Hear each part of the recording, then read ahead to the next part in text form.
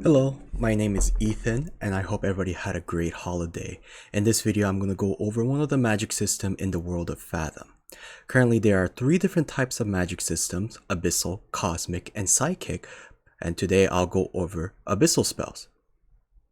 Abyssal casters are a lot like warlocks or clerics, where they derive their powers from an ancient being. And because of this ancient beings grant powers, the Abyssal casters have formed like cults to worship these beings as like their gods. There are four major cults.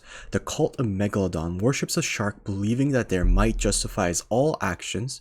The cult of Jormungand worships an eel, believing deception as virtue. The cult of Karkness worships a crab, believing they can achieve immortality through altering their bodies. The cult of Cephalod worships a cuttlefish, believing that chaos is the natural state of being. Each god grants their followers like unique spells and different effects, having their own themes and strengths and weaknesses. And these spells are all ritualistic in nature, and many of them require offerings and various time to complete them. To cast an abyssal spell, you need to expend an action to start channeling the spell. Spells will state how much channel duration it'll have. Some common durations are end of your current turn, start of your next turn, end of your next turn. Once the channel duration is met, you must expend a reaction to cast the spell. You can only have one spell channeling at a time, and during the ritual process you can move around and perform actions however you like. For instance, let's say you're casting Force from Below, a level 1 Megalodon spell. It has a channel duration of end of the current turn. So on your turn, you expend the action to start casting the spell. For your remaining action, you get to move around, perhaps reposition, or you could take the attack action. When you end your turn, the channel duration is met and you must expend a reaction to cast the spell.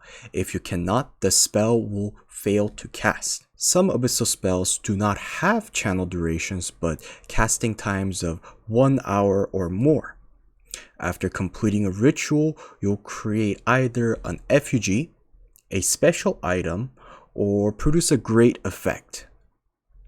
An effuge is an item that holds magical effect of the ritual, and you can expend an action to destroy the effuge to release the magical effect stored in it. For instance, a Karkness level 1 spell, Chitinous Carapace, has a casting time of 2 hours. Once the ritual is complete, you would have created an effigy that contains the effect of this spell, and you can use this spell at any time you want. With any rituals, offerings are required. Abyssal spells with channels have two different ways to fulfill this requirement. First is items. As long as you have the necessary items on your character, you can start to channel the spell. Alternatively, if you lack any necessary items, some spells offer an alternative ways to satisfy the offering through self-sacrifice. After using an item to cast a spell, you must roll a die. On a 1 or a 2, the items are consumed during the casting of the spell.